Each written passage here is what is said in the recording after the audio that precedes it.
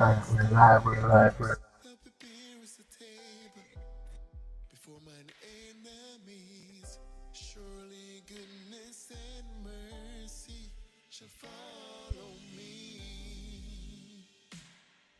alright, people, alright, then go ahead, share the live. Let people know that we're live. I don't know why that does that, but yeah, it changed like 20 keys. Alright, people, welcome to Couch Talk. It's another episode on a serious topic: hurt people, where we encouraging bonds, strengthening faith, having a real conversation on real life changing issues. All right, so go ahead, people, share the live, let people know that we are live. And I have here with me tonight my very good friend, a brother, like from another mother, but we like brother since '98. We've been back and forth, man. Just in this states, he's been all over the place, traveling. He's an artist, well-known, renowned artist. Some people know him as Sire. I know him as Mac, and some people know him as Peter John. So welcome, Peter John, to the Couch Talk, man. Welcome. It's good to have you. Thank you for having me. It's a pleasure. Man, I've been anticipating this night to have this conversation with you because I know you're a person who have a lot of experiences, a lot of life-changing things that could alter your vision and alter the way you think, but these things have molded you to be the great person that you are. So I'm happy to have you on the couch, man. I'm glad to be here, man. Thanks for making me a part. So the thing, Peter, right? Mm-hmm. We've had this conversation for the last 3 weeks. Mm-hmm. Hurt people, right? And everyone that come up here, I ask them this one question. I said, when you hear the phrase hurt people, what's the first thing that comes to mind? So I'll ask you the same question too. What's the first thing that comes to mind when you hear the phrase hurt people,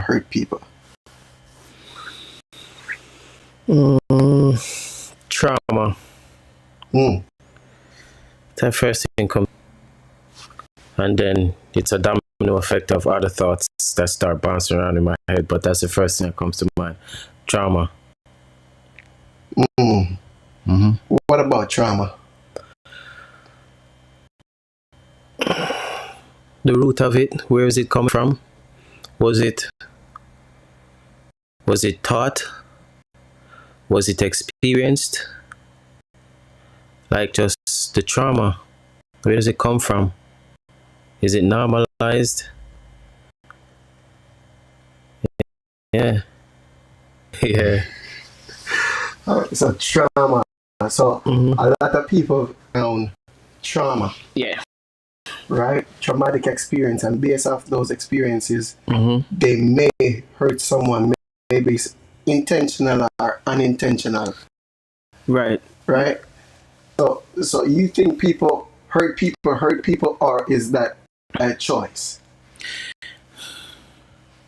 All right. You say hurt people. I'm going to say trauma. So the trauma not necessarily come from being hurt.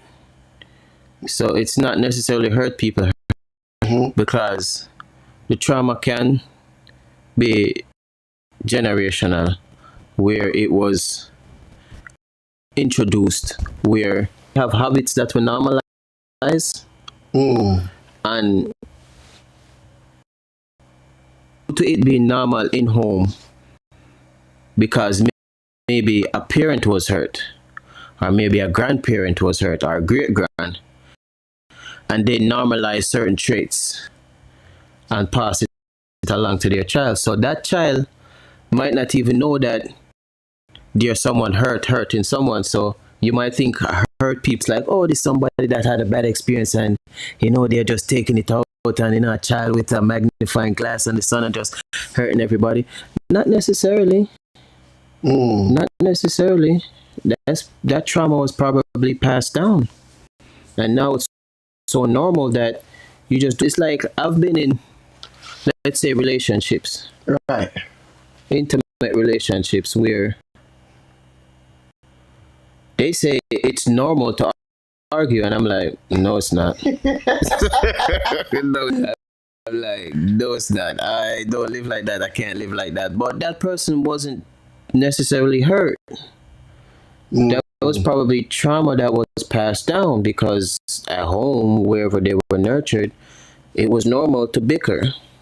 Yeah, so, you know what I mean? Hurt people, hurt people. I just think about trauma. It might not be someone that was directly in a painful situation. Oh, so you're saying basically it can be something unaware that the person may not even know about. Yeah, definitely. But what if that person that is not aware of that situation, how do you shed light on that? How do you help that person? How do you like let that person know, like, you have some traumatic experience that you need to get over? How can you bring that to light if they're not aware of that? You can't. Their experiences will. That's why it's important to be socialized. It's like, I love dogs, right? Right. And dogs teach me a lot. It's very important to socialize your dog. Right. Bring them around different situations. The park, a busy town center, different things, different people, different animals, other dogs.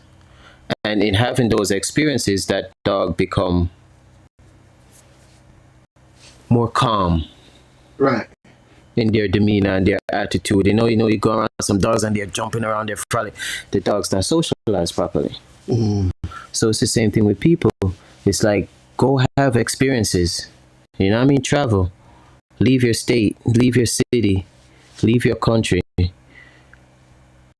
Don't be in conversations that you might have with people. Talk to different ethnicities, different cultures. And then you start seeing things. So it's like you can't teach someone that's unwilling. So the best teacher is experience. Right. So it would be hard for me to say, oh, let me enlighten this person. Like, no, it don't work like that. That person has to be willing. So the best teacher would be their experience. And they're like, oh, wait, so you're saying that you guys don't bicker at home? No. Oh, I thought it was normal. So, it's a train of thought. It's more introspective. It's not about trying to enlighten someone that they have trauma. If they come to you now, they have a conversation, then that's a different story. But to say I'm going to enlighten someone, no. You can't. No, they have to be willing. So it usually starts with them. All right. So my thing is, right, if someone is being hurt and let's say they know it, and they know that they've been hurt, right? They carry that hurt, but they carrying around that hurt. They're hurting others and not hurting others. How can that person break that cycle? As you said, they got to be willing, right? Yeah. Right. So how can they break that cycle? They're aware, first of all. They're aware that they're completely aware. They're completely aware because it becomes a shell. It becomes a defense mechanism. Yeah, so they're aware. It's just the extremity of their effects on people is what they might not be aware of. But they're aware because it's like, let's say, I get into a situation and I'm like, oh, I'm never doing this again, and I'm blah, blah, blah, and I shut people out. I'm 100% aware that I shut people out. So I'm 100% aware of it. It's just that they don't know how bad it might affect you. Let's say now you get into a business relationship or a work relationship or an intimate relationship. Then that might affect people a little differently. But they're completely aware. It's like, I was having a conversation with a lady once, and she says that her family knows how she is, so they got to be careful. Basically, they got to walk on eggshells around her. Hey. Right. Okay. And I'm like, I told her again, you can't just enlighten people. They have to come to you with conversation, and you can have conversation. Mm-hmm. And I was like, well, you're foolish for doing that, because at the end of the day, your traumas are yours, Right. right? My trauma is mine. It is mine to assess. It is mine to do with what I deem fit with it, right? Whether right or wrong, that depends on the person and the situation that I'm in. Right. But it is mine to deal with.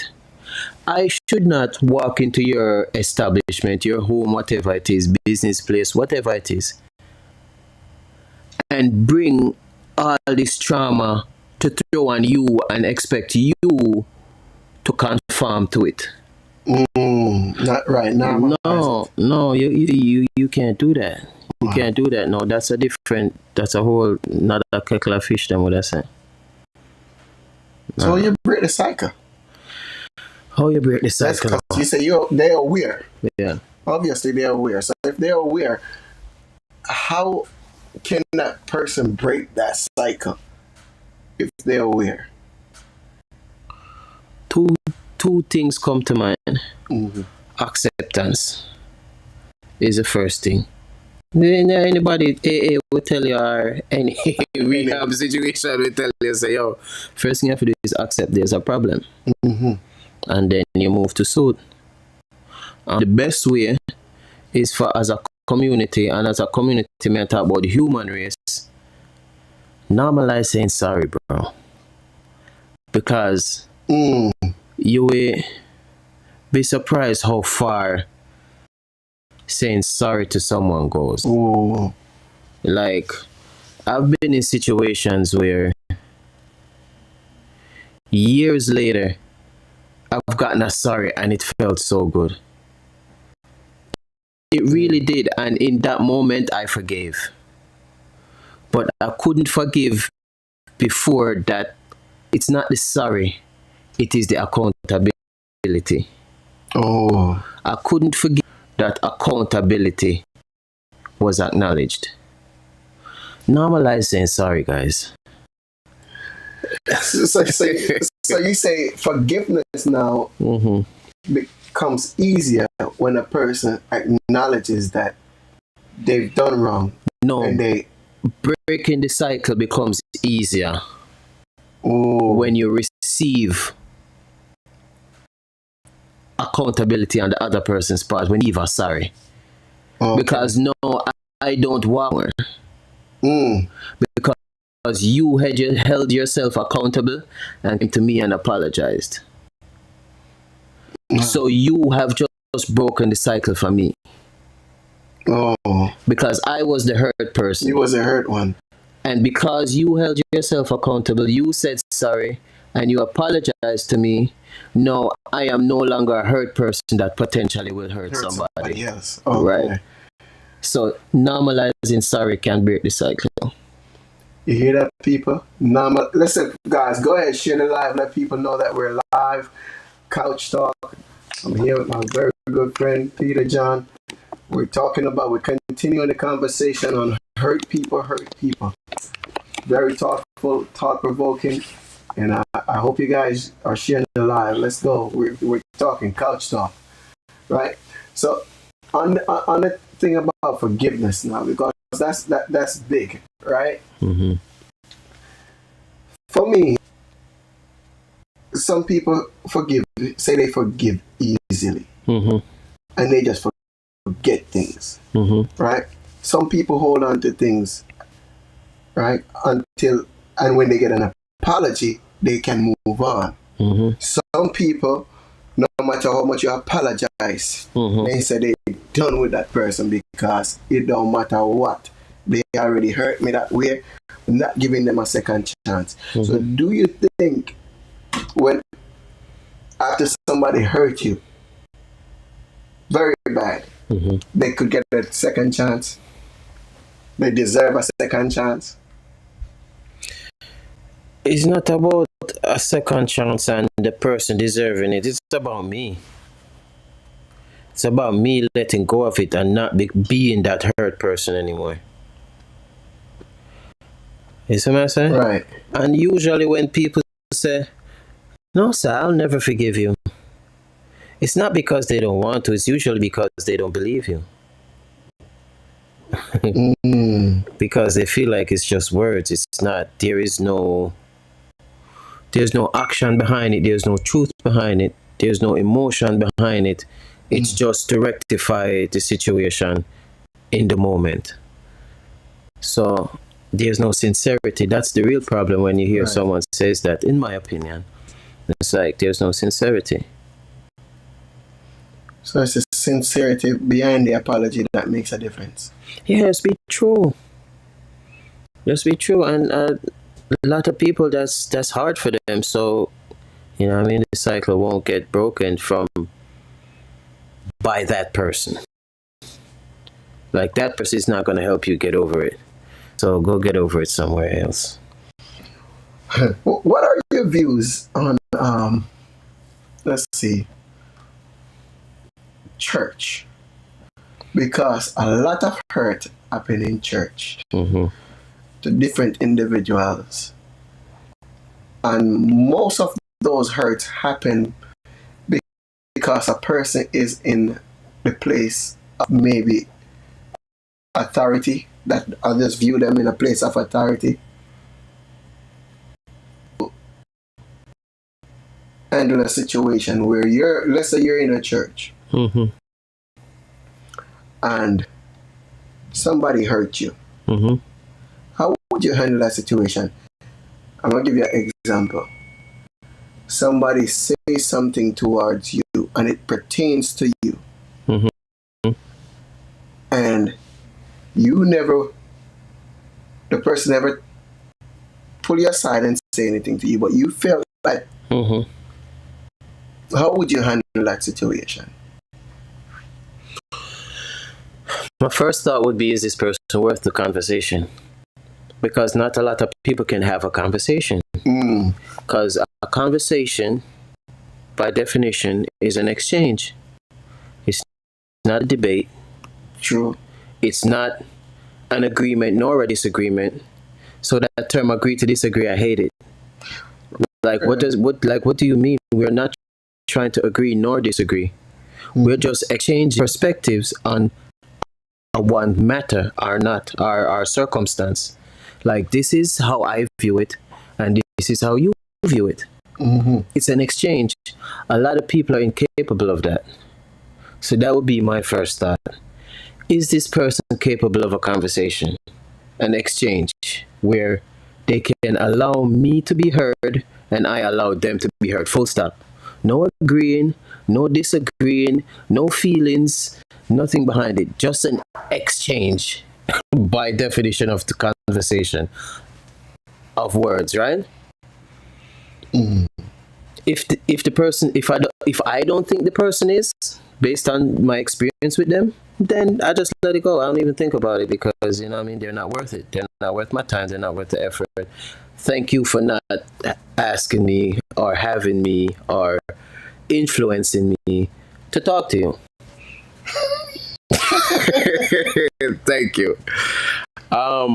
If I feel like I have a conversation, then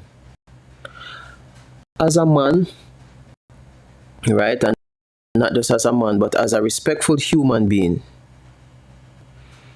I will come to you and ask you. Like, if it was you, I would ask you. I was like, yo, you have something you want to say to me or not? Right. And then we can have a conversation. What if the person is not worth it? Or what if you see the person as not worth it, but maybe they feel that they deserve that type of conversation?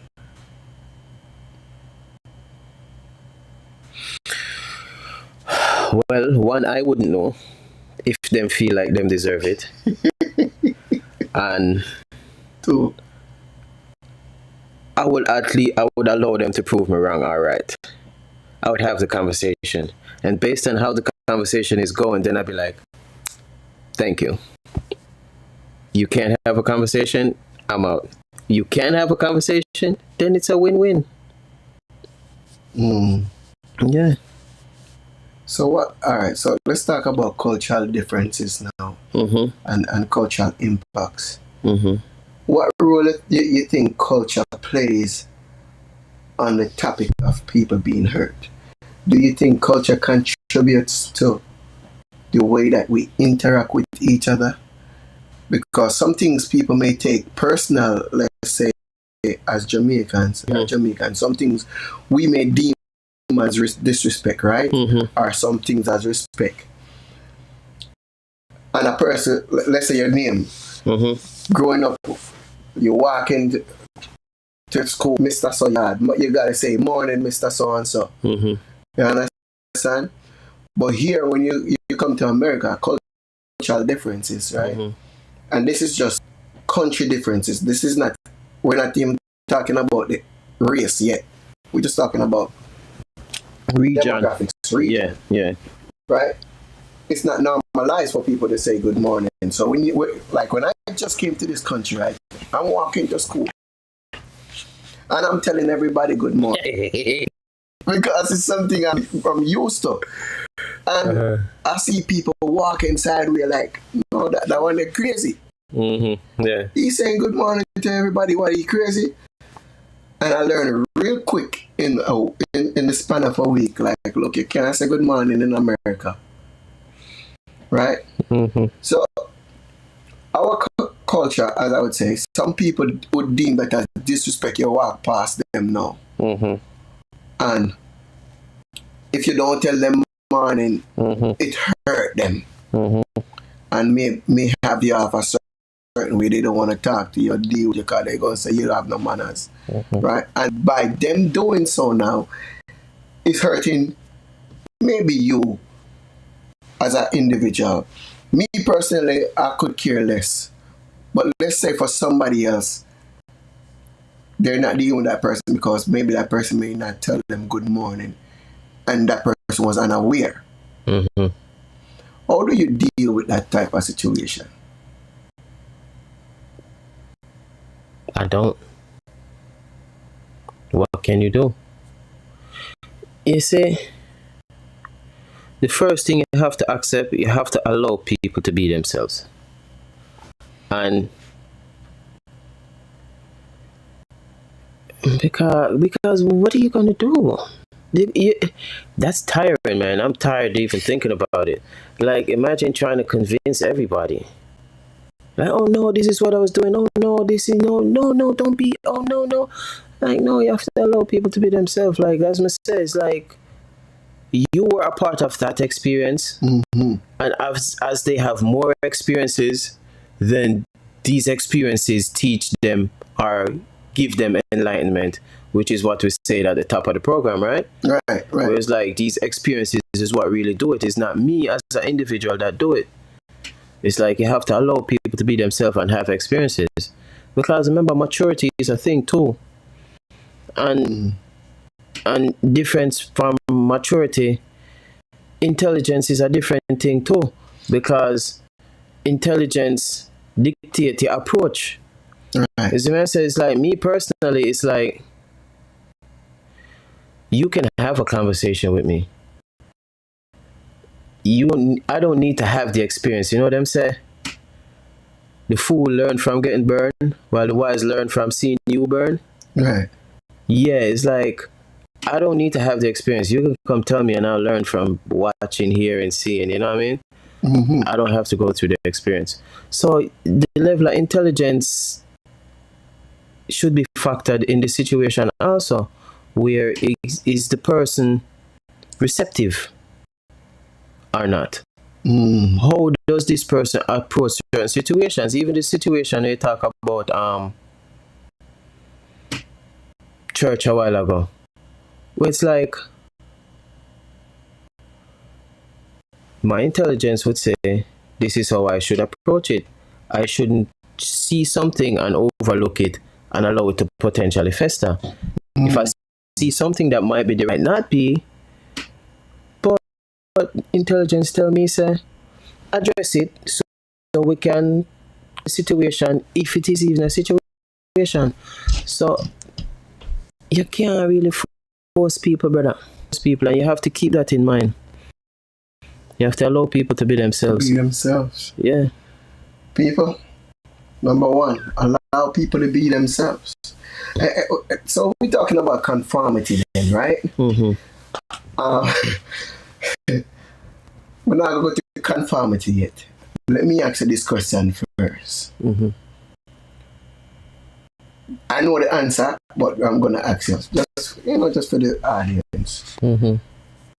Have you been hurt, and how did you deal with the hurt?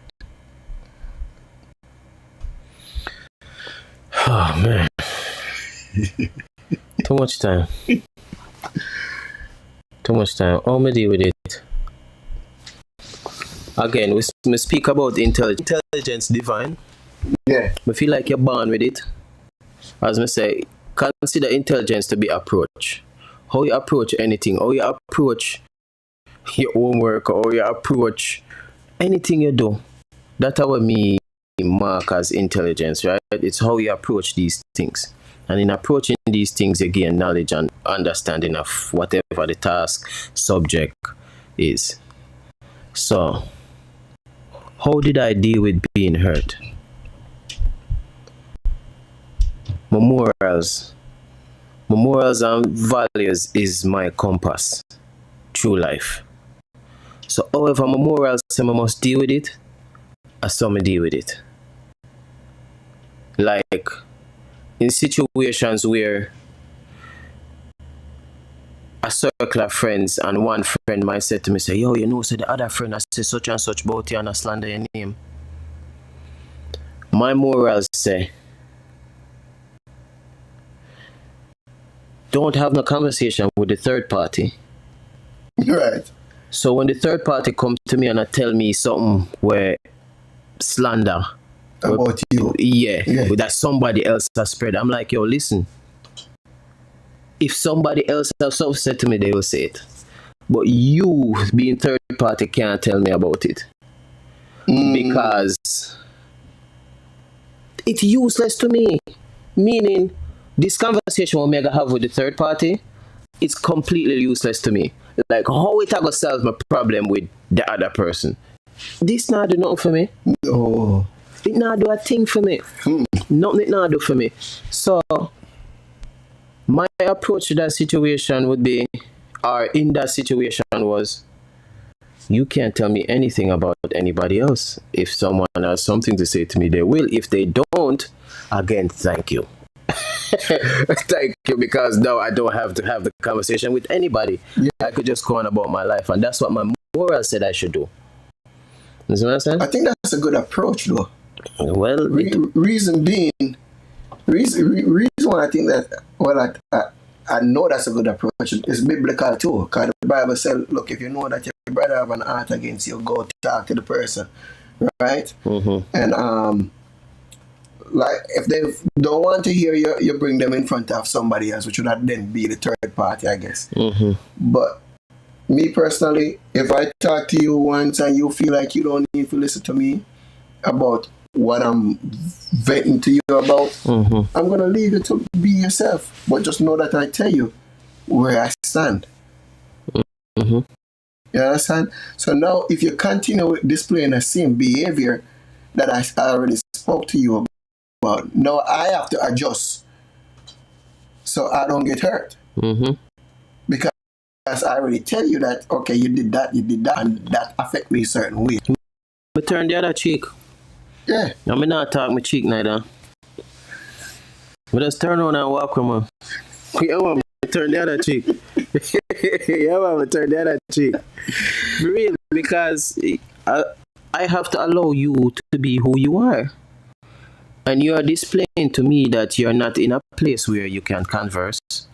You can have an exchange of words without it being a debate or an argument or some kind of fight or some kind of agreement or disagreement, or somebody being wrong or somebody being right.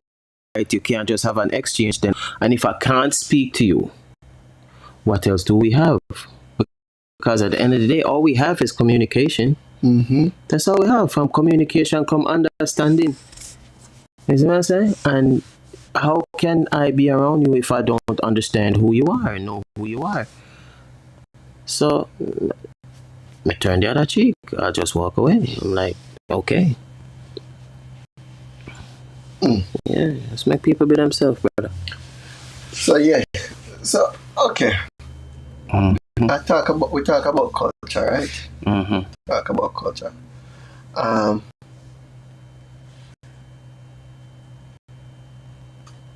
Let's talk about friends. Mm-hmm. One of the statements that I often hear you say is, when people show you who they are, believe them. Yeah, man, believe them, man. Believe them. You use that phrase a lot. Yeah, man. Right? Who they are, believe them. And the next thing I've heard you said is, your biggest demise a lot of times come at the hands of people. At the inclusion of people. Inclusion of people. Yeah. You want to elaborate on that? Which one you want me to start with? Start with that one, the last one. Your Inclusion biggest of people. demise come by the inclusion of people. Because we speak about intelligence, I'm telling you, I feel like intelligence is how you're born with, right? Right. It's how you approach certain things. And it's like a stubborn mule, brother. It's like a stubborn mule. You try carry the mule, go river for drink, and the mule just won't go river. Won't go river when me could have go river, go back home, play football and reach back a river again.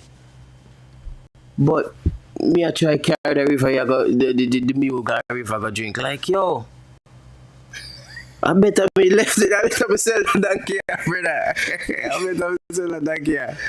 Yeah, inclusion of people. That's why it's very important to be around like minds, birds of a feather. It's very important, which is why I don't hesitate to turn the other cheek and walk away, because it can be a huge waste of time, bro. Huge waste of time, and life is short. Life is short, and time is precious. Time is the asset. Where do you spend that? Time is the asset. Time is the asset. So we can't afford to waste it.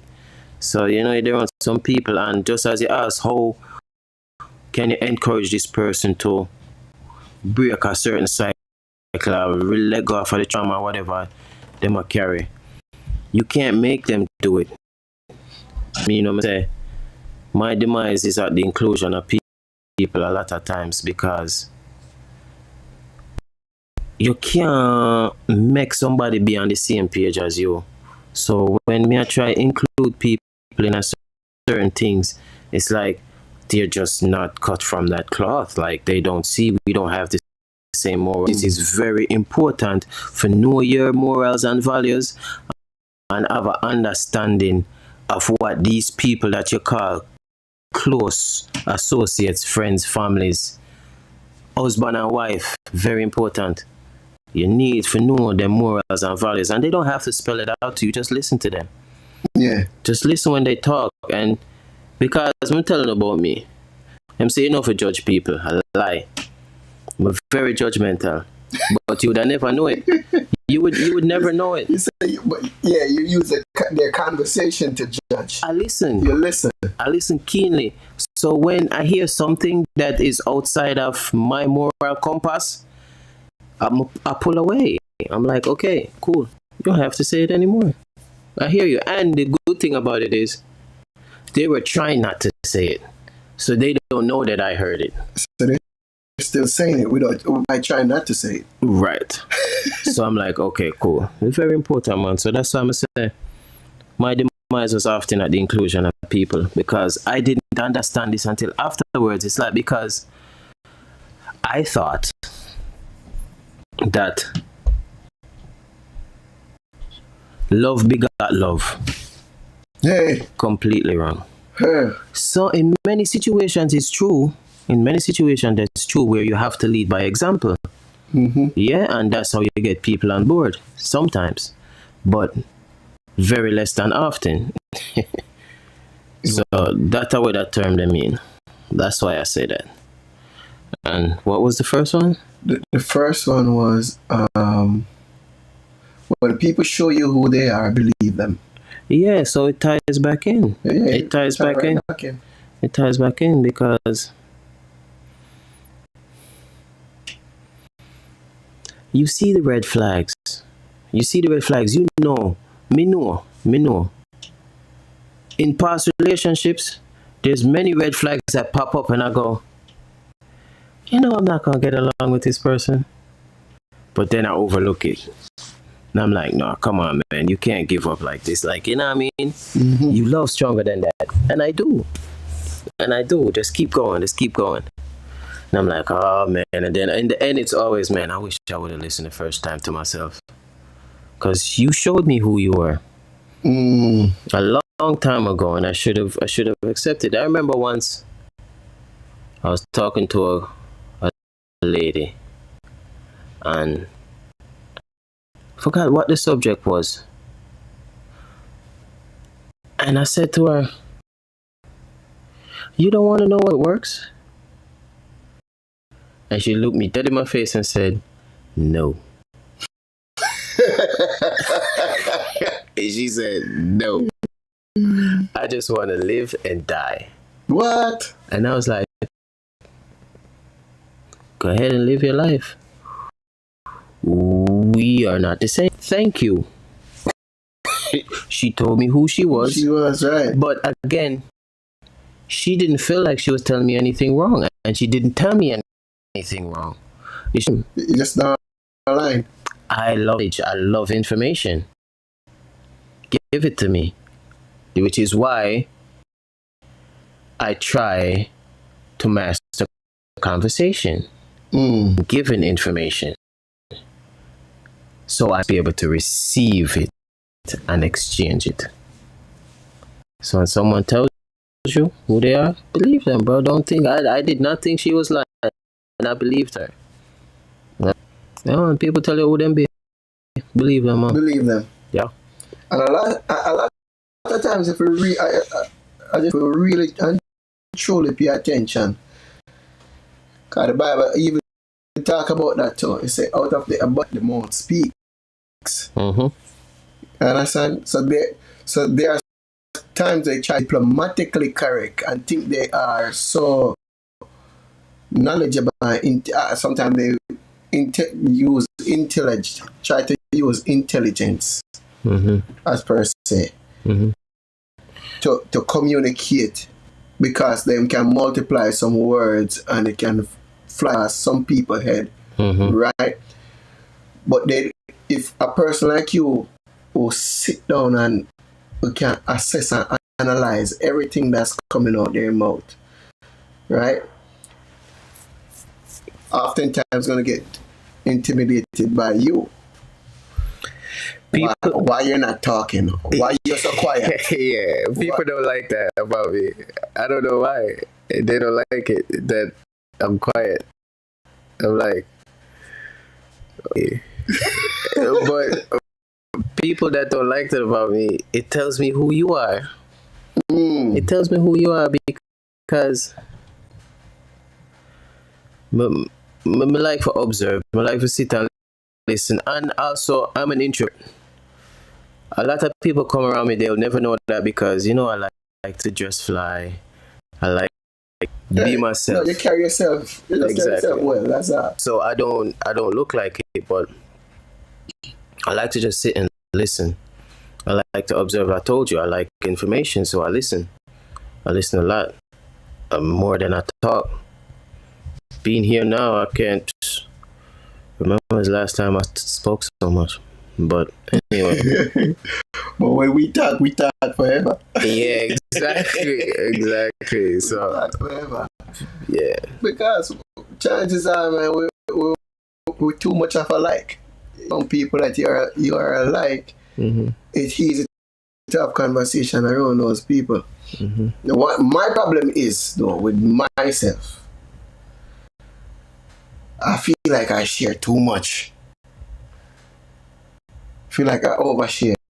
And I feel like when I do that, oftentimes it come back and haunt me. So what are you going to do about it? That's the question that I've been trying to answer for years. And listen, I've tried. And one thing you said to me one time, you said, don't let people use your heart against you. Mm-hmm. Right?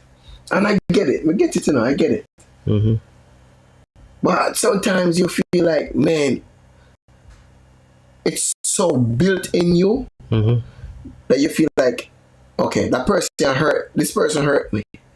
But even though they hurt me, I'm still gonna leave myself like open. That's the problem. Because you see everyone as yourself. You see yourself in everybody. And you want to be there for that 1% of them that is good. But the other 99 is foolishness. Yeah, so you got to know who your people are. It's very important. I was just talking about that, especially husband and wife marriage. Like, that's a life commitment, supposedly. So you have to know who your people are. You can't, I keep saying that to my brother. I'm like, yo, the privilege that you afford your daughter is not the same privilege you afford a stranger. Think about that. Now, that drastic difference seems obvious, right? Right. But that's what you were just saying you were doing. You overshare and people use your art against you and blase, because you're affording everybody the same opportunity. And it would be nice for it to be like that. I would love for it to be like that. How do you gauge that? My morals. So again, my moral compass. So based on my morals and how you speak, the things you say, the things you do, they stick out to me like simple things. Simple things. All right. One simple thing. This lady I knew, I was in Jamaica at the time. You know, we were familiar with each other. We weren't friends. I wouldn't consider an associate. She was just someone I was familiar with her face. Saw me, and she grabbed me by the hand, and she gestured to slap me in my side. It didn't hurt. There was no tension. There was no harm as far as pain is concerned that she inflicted. But it stuck out to me because compass wouldn't do that. Like, I see somebody I know, the first thing I want to do is hug them. Yeah. That's the first thing I want to do. And the first thing you wanted to do when you see me was slap me. It stuck out to me, and I told her, I was like, listen, why is it you feel like you need to give me a beating? And she laughed. But it was just so in my spirit that it stood out to me, and I was like, listen, whatever you're trying, it's not gonna work. That's what I said to her. And come to find out, that very same day, somebody told me that she was planning all sorts of foolishness. So it's simple stuff like that that stands out to me. So that's why when people don't like me being quiet, it tells me who they are. So you pay attention to your environment. Yeah, I pay attention to people. I listen. That's all I do. I listen. And them say, if you have eyes to see, you'll see. But it's not really your eyes. It's your ears, which is connected to that's up now. Yeah. Yeah. The third eye, you know? Some people that say they don't believe in the third eye and all that type of stuff. But you know, if I believe in it, it's what I can't tell you something I believe in it neither, but I believe in a God. Right. I believe in a God. A God communicate with me 24/7. Your intuition is really Exactly. on par. Exactly. And the thing is too, man, I have that same spiritual awareness. And you can develop it, you know. Yeah, people say, you know, you can definitely can develop a spiritual awareness. Definitely can. One of the things I noticed too. You asked me what I think about church. Yeah. That's what church is supposed to be. Let's talk about church, yeah. That's what church is supposed to be. It's supposed to develop your moral compass, wrong or right, which is simple, right? And again, we talk about intelligence being natural. You're born with intelligence. You're born, it would be fair if you say you're born for no wrong from right? Wrong from right? Yeah. Exactly. I would say that. Yeah, so that's what church was supposed to do. It's in it. It's supposed to develop your moral compass so you can navigate through the wilderness, through life as it come. And as I said, my moral compass, it makes me hear stuff that people think they're not saying to me, but they say it all the time. Yeah, man, them say it all the time. I remember being told that my dreads are fake. And I'm like, by church people? Why would you think that? Or just people in general? I was like, why would you think that? I'm like, why would you think that? I don't understand. But my point is, it told me what your perception of me is. Your perception of me is that I am a man that would wear fake hair long down to my waist. Oh, that sounds... When I like that. Yeah, like... So that's what I'm saying, is like, right. That's what I hear. Right. But they didn't think they were saying anything to me wrong. And they didn't. You see what I'm saying? Yeah, so you can cipher out that information and hint. Again, because my moral compass wouldn't do that. So it stuck out to me. My moral compass, as I tell you about my relationship with information, would ask the question, because when you asked me a while ago about someone making a statement that you feel is directed at you, it might not be, you go ask the question. Right. Absolutely. That is how I operate. I would ask the question first. Is your hair real? I wouldn't assume that it's fake. You wouldn't assume that it's fake. Right. So it's simple stuff. But I hear you. I hear you loud and clear. And these people don't know that I heard them. I didn't say anything about it. Oh, you react in a situation like that, though? I turned the other cheek. That's me. I turned the other cheek because it's not worthy. You see, that's the thing. I love conversation. I like to have a conversation. So if the person cannot have a conversation, thank you. I don't waste my time. So I just basically ignore it. It's like, okay, whatever. Like, you know what I mean? How are you going to argue with a fool? Then I become the bigger idiot, right? You absolutely do. Yeah, so I just overlook it. I don't ignore it because I hear it and I know that that's what you think about me, and I just turn the other cheek and I walk away. So I had this weird experience, right? Monday I went to court. Went to court. I have to share this one. I just have to. I went to court and I kind of went late. But so normally this judge, she does what they call roll call. So she call everybody name who was there, who show up for court and whatever. And there when she did the roll call or whatever, right? Because they had a long line downstairs. So I got up there late. Got up there like 9:15. Mind you now, this judge, she saw every single person that was there in the morning till the afternoon until like 10:12:15.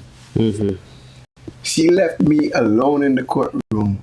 The lawyer says, "Judge, he's been here all morning. Can we just do him, and let him go?" She said, "I haven't got a break all day. I'm taking my break." So she She went on break. She said, meet us back 1:45. I'm like, okay. So 1:45 came back around, right?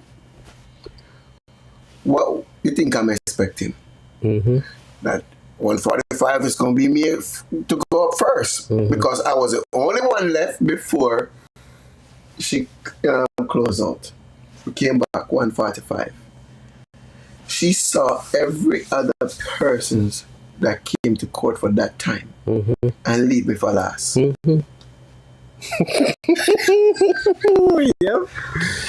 You know, after I have one voice in my head right there, and one right there. So one is saying, you see, all you need to do is just walk out of this right now. You can just walk out of this. And then the other verse is saying, remember what put you here. Are you gonna be the hurt person that hurt persons? Right. Are you gonna walk out and cuss off the judge? So I sat there, shake my head, and you know what I did? I sat there with a pleasant face while I'm hearing things in my head right there. So, yo, you can about themselves. Justifiably so. Yes, because it would be justified because what? She dealt with me unfair. Nope. That's how I was feeling. Nope. But I'm thinking, like, for her, this is her courtroom. This is my place. I say, you come this time, make sure you're here on time. She feels disrespected. Yeah, she feels disrespected. And her. So my thing is, was she hurt by me being late? I don't know. Yep. Yes, she was. And she took it back out. Yep. And me, gracefully, when I went up there and I started talking to her, I said, before I leave, I said, Your Honor, you have a blessed day. Have a good and blessed day. She said, you too. So now, that was my choice now. If I'm going to do something now to hurt her feelings based off the experience of the hurt that she's hurting me, based on, because it's my interpretation that she's intentionally trying to hurt me now. Which maybe she's not intentionally trying to hurt me, she's just intentionally trying to teach me a lesson. But my thing is, it was left for my interpretation and how I'm going to handle it. And the way I chose to handle it was like, I'm going to respect this woman. And I leave that courtroom loving that woman. And I'm going to say, God, why do I have this type of love for this woman? So like, I genuinely feel like I love the woman. Like, because even though she did that, when it came to the case itself, there was no partiality. She was firm just with the case. She was with the prosecutors, telling them only if we're going to act together. Because this thing has been going on too long now. She did the right thing. She did the right thing. All of it is your fault, you know. It is. It's your fault. It is. Because you're late to the woman thing. I did. I was. So she have to take care of everybody what they did it before you. Which she did. She did, but at your point. So now at 1:45. We're supposed to go. No. Because she has an appointment for 1:45. Oh. So you see, all of the people that were for them appointment was 1:45. Right. She have to take care of them. Your appointment was 1:45. My appointment was 9 o'clock. Exactly. Hey, listen, man. So she couldn't go take care of you and make the 1:45 man appointment go to 1:50. True. No, that makes sense. Yeah, but why I'm proud of you is, but I always say to your brother, leave your heart out of the circumstance, because your heart is your flesh. Right. And your flesh can be misled. Use your morals. You know how much time I said? From me sit down on the couch, use your morals and make the decision. And when you use your morals and make the decision, you walk in your spirit and not your flesh. And that's what happened a quote. And that's why we're proud of you. I was You never definitely walking walking in the spirit yesterday. Exactly. I was walking in the spirit because, listen, man, let me tell you, at a point, this voice over here, so to the elite, and tell this judge, and just walk out. And I sat right there, patiently. And when she called me up and started talking to me, I'm like, yes, ma'am. Yes, Your Honor. I could have simply said yes. Yes. Attitude. I can give her that. But where is that going to leave me? Mm-hmm. And no one can do that for you. Mm-mm. You ask me, how do you encourage someone to break the cycle? No one person can do that for you. Can't do that. Are your experiences and seeing the outcome of these certain experiences that do it for you. Right. Because you had that whole experience by yourself. You came to the whole conclusion by yourself, and you found that it was the right thing to do, till you had to talk to God about it as a person so much. Yes. Like, really, I left, I thought I was going to be upset when I leave. I left the court feeling fulfilled. It was a God, you're teaching, you taught me something. You taught me patience. You was your spiritual self. You weren't your flesh. It's not complicated, man. It's just that people don't want to do it. They like to give in to the flesh. So would you say and again, that is what church was supposed to do. It was supposed to give you a moral compass, which is what guides the spirit and not the flesh. So you can walk in the spirit and not the flesh. But people are people. Humans are human beings, and you have to allow them to be themselves. So these imperfections exist in every facet of life, including the church. So me just leave them alone. And that is why I'm in a frequent church. It isn't because of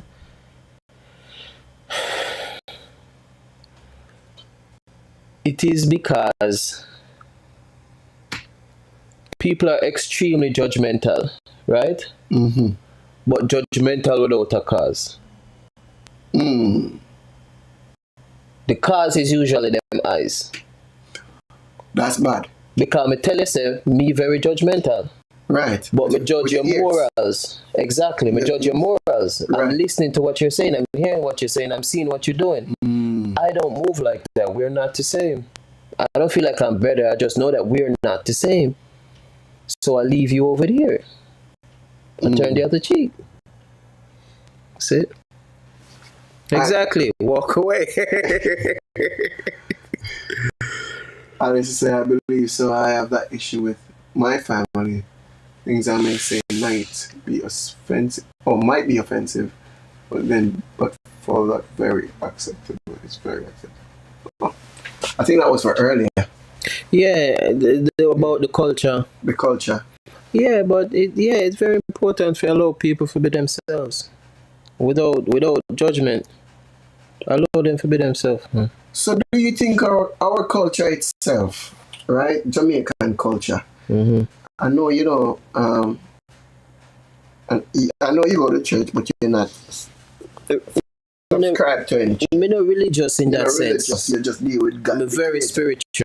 You deal with the Creator per se, right? Right? And me, on the other hand, I go to church, I deal with the spiritual, I deal with this. Because think about it, stick up in, right? Yeah, stick up in. That. Yeah. Just say the cultural differences and how essentially it can hinder communication. Right. And the commenter is saying the same thing to her family, and something she deem acceptable and not, or it's okay, blase. If I am a religious man, I am saying no other culture matters. That is what I'm saying. So by being religious, all the religions don't matter. other than mine. Other than yours. Right. So only your one right. Yes. Oh, we gonna go there. Go ahead. Go ahead. That is what it's saying. So I can't say I am a religious person. I am not. And I shouldn't be. Because in these cultures around the world, we can learn something. We can see love in a different light. Right. Love not only in a that light, it's in our light. It's in a different religion too. So I can't go say me religious, because if I go religious now, if me say me religious, then the question becomes, what religion are you? Singular. Right. That's where we're going. That's where we're gonna go. The question is never, what religions are you? Right. You see what I'm saying? Which particular religion? Which one you are. That means separation. Exactly. Okay. If the question was plural, then now, okay, yeah, you know what I mean, I'm a Buddhist and me Indian, me, you know what I mean, me Christian and me. Is that what I'm saying? Right. Like, that makes more sense to me. Because, alright, watch, I'm going to show you something. And very few people have heard me say this. And I will share it with you. One of the worst things I think personally could have happened to human race is monotheism. Why? Because you see, in polytheism, people have a respect for everything, even the animals. They view the animals as sacred. They view the tree as sacred. They view the rivers as sacred. I got you. They view everything, life in its full spectrum, As it encompasses as God. as God. God creation. As opposed to one religion. You see what I'm saying? So now, in that monotheistic train of thought, I am accepting of all cultures.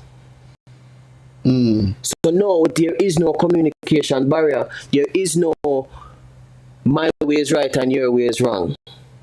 There is no malice in our differences. Is it? Yes, yeah. It's an appreciation, full stop, for the fullness thereof. Everything under the sun.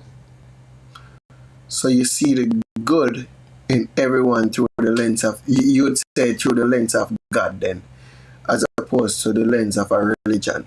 I know it's a divine entity. There's no question about that. It's a divine entity. So what would you say now? Because I'm glad you're gone on this now. Because even though we're upon the hurt people, People, right? Oh, man. You need a next podcast. We're going to need another podcast for this one. Because that one is serious. This one's serious because... No, but it still go back to it. That's why I say at the top of the program where it's like the first thing that come to mind is trauma. Right. And was it a question of an experience that was had, or was it a trauma that was taught?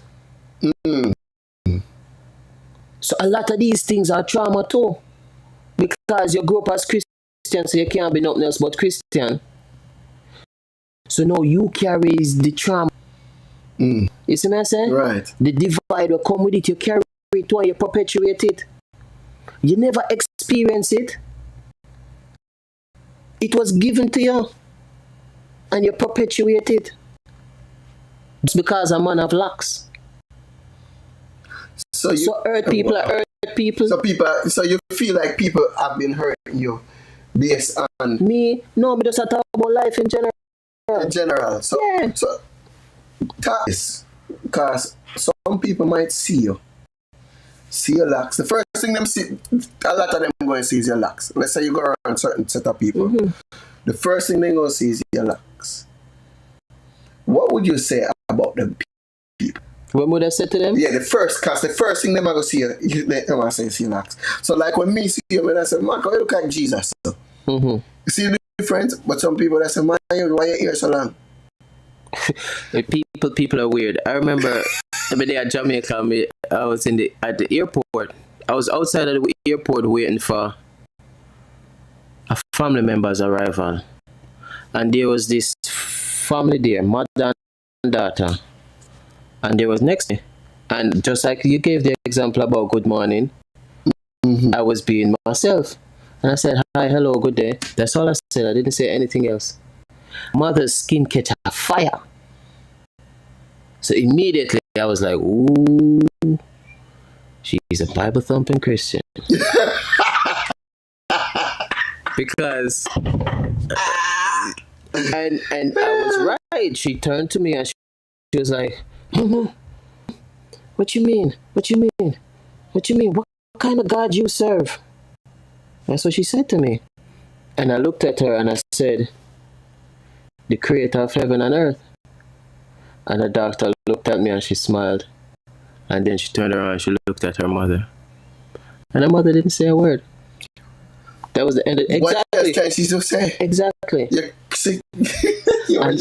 that is my point. When you accept if it's divine, what else is there to discuss? Which is why I say I can't be a religious person, because I see the divinity of the fullness thereof. I don't see the divide. Right, you see, and people are given traumatic eyes to see divide. Right. So talking about that now. And that lady was perpetuating the cycle of hurt people hurting people. She might not have been given or had an experience that caused trauma, but the trauma in her denomination that was given to her, ridicule you, says that alert, that is the enemy. Man, long locks. That is the enemy, and I should attack. Oh gosh. So she might not have an experience given trauma, and she perpetuated. And she didn't even know that was given trauma. Exactly. And it's funny that you said that, you know, because growing up, you know, the way I see people deal with people with dreads, people with ras, growing up, it just never feel right to me personally, and they try to impose that on me growing up. But I've always been that person to see people of my denomination or not of my denomination, or whether them ballad or them of them dreads or whatever. I've often look at people for who they are, because I can tell you, say, the friendship that me and you have is better than one people what we call friends in church. And to make it abundantly clear, I do not consider myself a Rasta. You are who you are. I don't even remotely close. I don't. Here are something I always have. Mm-hmm. I'm always love. From come a foreign, I come discover S-curl. Curl of your ear. You know what I mean? Braids. All of them something there. Me just have an affinity for me here, always have. So I just kept it. Just to make that point clear. But yeah, a lot of trauma. I'm not try to undermine anybody's traumatic experience, but you have to do some self-introspection and realize whether or not you were given these traumas that you're carrying, or did you really have these experiences or not. Yeah, man.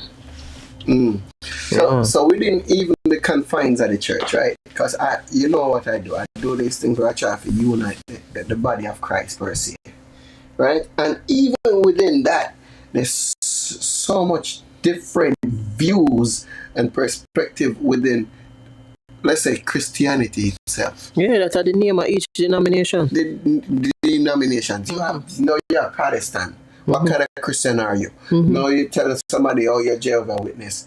Okay, somebody would say, okay, they're Lutherans. And we look at these people, okay, well, they're not apostolics, or they're not. So there comes this divide within the same religion, and we have a problem, the hardest problem of coming together as a people. Yeah, that is hurting people. But it's not trauma. As we said, what them experience is trauma they were given. A trauma they were given a denomination. Where do you think this stems from? Is it slavery? What specifically stem from? The given trauma. Because let's say it comes from many places. Right. Some of it is programming, to be honest. Some of it is, I need these people to do this thing, so give them that. Some of it is past experiences that others have, and then pass it on. Some of it, them say, oh, listen, me not pretend to know the Bible. Me not pretend to know scripture. But, King James, them say, wife couldn't have baby, so him change the whole religion so that him can go impregnate another one. I think that's how the word King James Version come up. Yeah, so it's like I'm saying. I don't know much about him. I just know that he wrote a book called Demonology too. So that's what I'm saying. So him did have a traumatic experience and him pass it on. Some stuff, yeah, okay. So him pass it on. So that means say these things them come from a lot of places. Them come from a lot of places. So you, as me say, it come down to introspection. You have to look at yourself and relearn a lot of things. You need to. Introspection. So I say you can't do it for somebody else. Of course, you can be a good example, but you can't do it for them. People gonna have to want to do it. You think people are willing to unlearn the things that been engraved in them for decades? Some are. They're willing to unlearn. Some are. A lot of them just want to live and pass on. Just like the lady. So just want to live and just exit the earth. Yep. I can't do that. Ladies and gentlemen, thank you for joining Couch Talk. Listen, guys, if you, at any time now, if you have any questions that you want to ask, I like your insight. Allison says she'd like your insight. Your insight, man. Allison, big up yourself. Yes, man. Station, man. Like, we can go on and on and on and on about a lot of different stuff. Definitely. Right? But we want to capsize this hurt people. Capsize it now, because you said you started off and you said it's trauma. And sometimes people just relive the trauma by passing it down, whether them get it from somewhere else, they don't unaware, whatever. So cap it off now. How can we one of the best prevent ways the next generation from experiencing traumas and hurting people? One of the best ways in my experience, let me tell you. Very traumatic experience, and for years I've always wanted this person to hold themselves accountable instead of pointing the finger at me, and them finally did it. Just randomly, I didn't ask, but I was cordial. I never write off the person. We never done with them, we never cursed them. Say my moral compass is what dictate how I act towards people. Hurt me terribly. We never write them off, never curse them name, never do nothing, never block them. The person even tell me say they might block me, and I'm like, do as you please. Me not gonna block you. Anytime you want to reach out, you can reach out. Years later, the person eventually come to me and say, Peter, I'm sorry for all of the things they want me to do to you. And they did it in a text message. And my response was, take a deep breath. That's what I responded. And the person said, no, I'm okay, I'm fine. And I said, no, I wasn't talking to you, I was talking to myself. Because it was such a relief to hear the person hold themselves accountable and say sorry. It was a huge weight off of my chest. Wow. So I feel like normalize holding yourself accountable and saying, I'm sorry. And that's one of the biggest things that hold people back, because their ego, that pride of saying, I'm sorry, I apologize, I did something wrong. They don't want to do that. I'm sorry, it's not something bad, it's growth. Right. It's acknowledging, it's like being in school and getting something wrong. What are you going to do? Argue and say it's right? Right.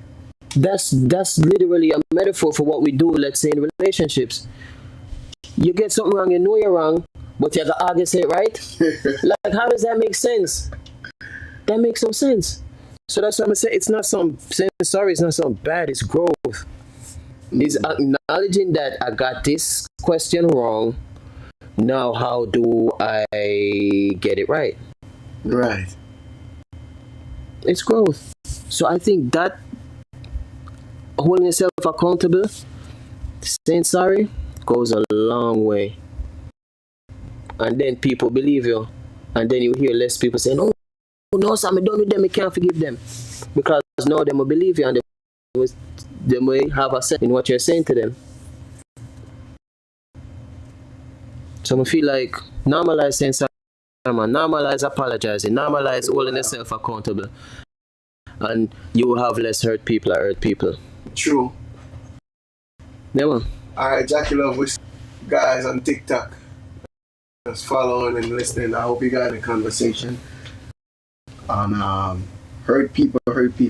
Listen, we're gonna wrap this up, but I want you guys to join us December 2 weeks from now. We're gonna be back on the couch. I gotta have Peter back on the couch. We'll be back December 17th. I'm bringing everyone who we've listened to for the last 4 weeks. We're going to be on the couch. We're going to be on the air. And we're going to talk about this. We're going to talk about, because everyone that I talked to about this topic had a total different perspective. Oh, yeah.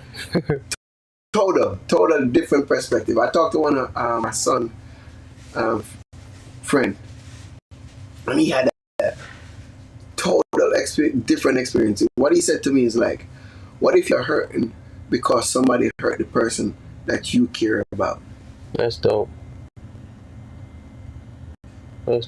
So in other words, somebody hurt you, Mac, and me, I feel the hurt, but you said let it go. But me, I'm bothered by it. Like, you know, if you do that to Mac, that's my brother. You can't do that. Exactly. Yeah, that's dope. Wow. And that opened up my, view again for a whole. It's like different, just to hear all these different perspectives. And then you talk about physically hurting someone. Mm-hmm. You talk about emotional hurt, traumatic hurt. That's what you talk about, traumatic hurt. Shanice talk about traumatic hurt, the traumas too. Allison touch a little bit on trauma, and Curtis touch on trauma as well. So everybody pretty much have a commonality in talking about traumatic hurt. Mm-hmm. But this part where this kid say to me, man, that what about the people that hurt someone that you care about and it's hurting you? I'm like, wow. I never wasn't even looking at it that way. Yeah. But guys, I thank you guys for joining Couch Talk. Join us again, right? 2 weeks from now. This is going to be the grand finale of this topic, right? And then we're going to move on into another segment of Couch Talk. But we're going to finalize hurt people. Jackie Love, I see you on TikTok. And yeah, a couple of you people. But yeah, we're going to finalize that. And then we're going to have it should be a good conversation, man. Should be a good conversation. So, Peter, thank you for joining us on the couch, my brother, from another mother. So, people, if you don't know, now you know. This is my brother. You might not see him a lot, but yeah, that's my brother right here. They same way, you know, bro. You might not see him, but yes, I see him. And if I don't see him physically, I see him in the spirit, and he see me. And there are times he call me, Buzzy, so. Yeah. Don't think that is only church people can look out for you. Some of my advice, some of my best recommendations came from this brother right here, my brother, Peter. And some church people would give me worse advice than what he would give me. Some church people are very revengeful. Allow people to be themselves and not allow their trauma to affect you. Exactly.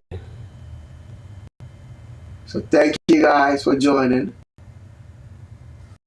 One more thing. Remember this Saturday too. At 6:30 p.m. we're having another event, the perpetual annual praise and worship night. So this is going to be at in Irvington. So I want you guys to join us. We're going to be worshiping over there, and we're going to have food. We're trying. Our aim is to unite the body of Christ, right? Which is a very difficult task, but I hope one day we can do it. I don't know how we're going to do it, but with God, they said all things are possible. All right, so let's join us next week. No, not next week. This Saturday. Man, this time went by pretty quick. So this Saturday, join us, guys. We're going to have a good time. We're going to fellowship together. We're going to eat together. And everything is free of cost. There's no hidden agenda, nothing behind it. It's just people coming together, fellowshipping together, and just enjoying each other and respecting each other. And just worship God together. That's it. Simple. Music. Thank you, Peter. Thank you. All right, Abby. Thank